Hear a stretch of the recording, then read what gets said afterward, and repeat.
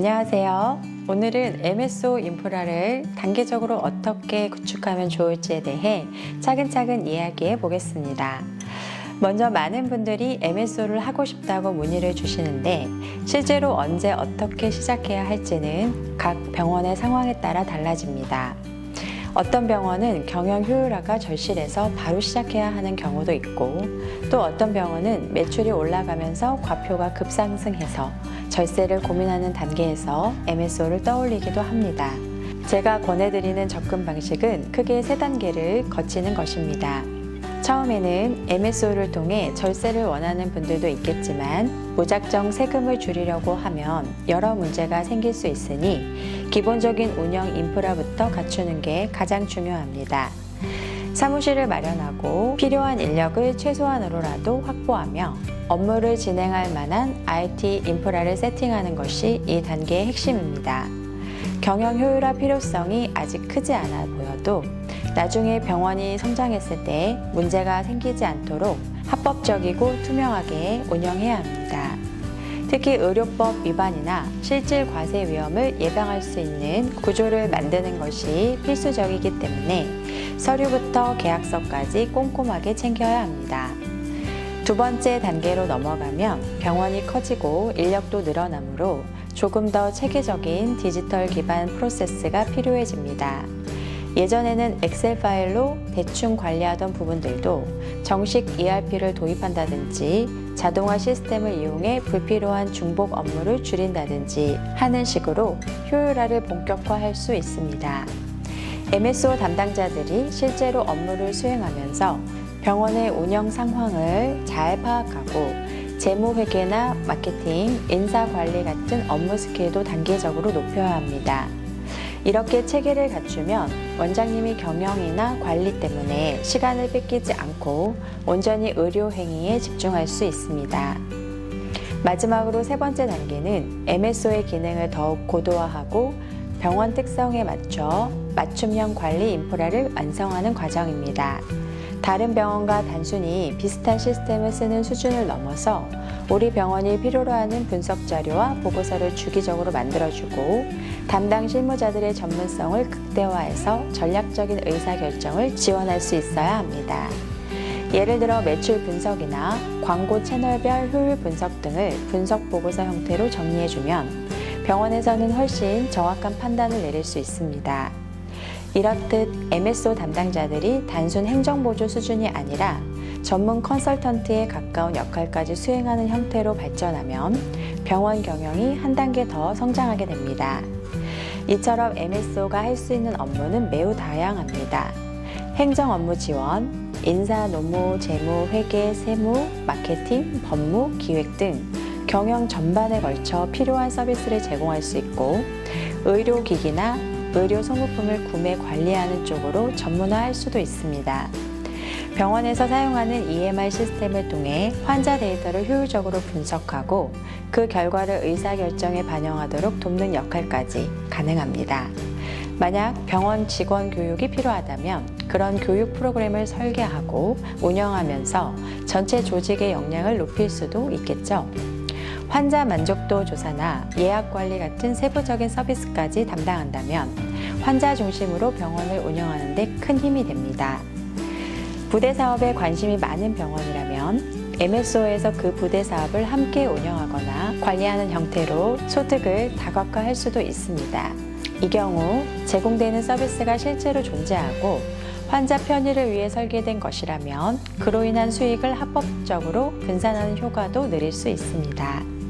다만 의료법이나 세법에 어긋나지 않도록 항상 투명한 운영과 실질적인 업무 수행이 뒤따라야 합니다. 그저 겉모습만 갖춰놓고 실제로는 아무 일도 하지 않으면 문제될 소지가 크기 때문입니다. 또한 MSO에 어떤 목적 사업을 둘지가 상당히 중요합니다. 경영 지원에 집중할 수도 있고 수익 다변화를 위해 부대 사업에 초점을 맞출 수도 있습니다. 혹은 여러 병원을 묶어 프랜차이즈 형태로 운영하면서 상표나 마케팅 노하우를 공유할 수 있게 만들 수도 있습니다. 일부 원장님들은 부동산 취득이나 가업 승계를 위해 MSO를 활용하기도 합니다. 어찌됐든 중요한 건 내가 MSO를 왜 만들려 하는가에 대해 명확하게 정리해 두는 것이고 그 목적에 맞는 실제 업무가 수행되어야 법적, 세무적 리스크를 줄일 수 있습니다. 당연히 MSO가 잘 작동하려면 어떤 병원이 이걸 하기 유리한가를 살펴보는 것도 필요하겠죠. 환자도 많고 인력도 많이 쓰는 대형 병원일수록 필요성이 높아집니다. 시술이나 수술이 많은 과에 속해 있으면 의료기기와 소모품 구매량이 꽤 커지고 공동구매나 대량 구매를 통해 원가를 절감하는 효과가 커집니다.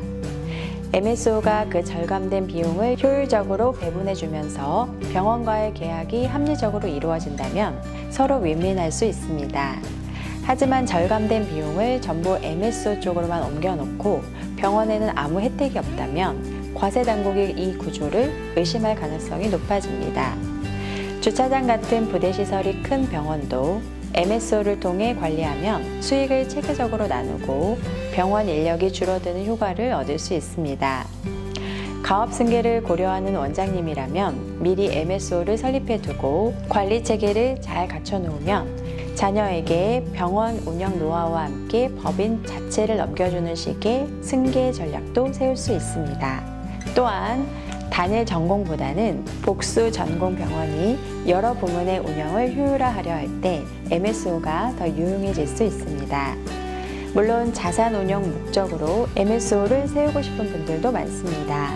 부동산을 개인 명의로 사면 종합소득세와 나중에 상속세 부담이 커지니까 별도의 법인을 통해 투자하고 운영하는 방식을 택하고 싶어 하시죠. 혹은 부대 사업에 더 큰 관심이 많아 이미 병원 안에 카페나 편의시설처럼 수익원을 만들어두고 이를 별도 법인으로 운영하고자 하는 원장님들도 계십니다. 또 병원이 워낙 행정적으로 복잡해 운영 효율화가 절실한 경우도 있죠. 이렇게 각자 니즈가 다르니 MSO 구조도 맞춤형으로 설계해야 합니다. 설립 전에 체크해야 할 리스트들도 미리 생각해 볼 필요가 있습니다. 병원 규모나 임직원 수, MSO를 만들려는 핵심 사유가 무엇인지, 자산 취득이나 상속 증여 목적으로 법인이 필요한지, 대표 원장님의 소득 구간은 어느 정도인지, 그리고 어떤 부대 사업을 할 계획이신지 등이 있어야 자문하는 사람도 구체적인 그림을 그려드릴 수 있습니다. 사무실 위치나 지역, 그리고 MSO에 배치할 수 있는 인력들의 업무 능력도 변수입니다. 대표 원장님의 세율이 꽤 높다면 벤처 인증을 통해 세율을 낮출 여지가 있는지도 확인할 필요가 있습니다. 이처럼 MSO가 제 역할을 하려면 병원 내부 상황과 원장님의 목표가 정확히 일치해야 하고 처음부터 명확한 로드맵을 가지고 단계적으로 접근하는 게 중요합니다. 무턱대고 절세가 된다니까 우선 해보자 라는 마음가짐으로 시작하면 서류나 실제 업무 구분이 제대로 안 되어 문제가 커질 수 있습니다. 반대로 투명하게 준비하고 조금씩 규모를 키우면서 디지털 기반 프로세스까지 구축해 나간다면 어느 순간부터 병원 경영이 한층 전문화된 것을 체감하게 됩니다. 오늘은 이렇게 MSO 인프라를 어떻게 구축하고 어떤 단계로 접근하면 좋을지 그리고 설립 전에 확인해야 할 사항까지 폭넓게 이야기 나누어 보았습니다. 이 모든 과정을 차근차근 밟아 나가면 MSO는 병원 경영 효율화와 합법적인 절세 효과를 동시에 달성할 수 있는 좋은 수단이 될 수 있습니다. 다음 시간에는 이 단계들을 실제 사례와 함께 좀 더 구체적으로 풀어보겠습니다. 오늘도 끝까지 함께 해주셔서 감사드리고 궁금한 점이 있으시면 언제든 문의 주세요. 감사합니다.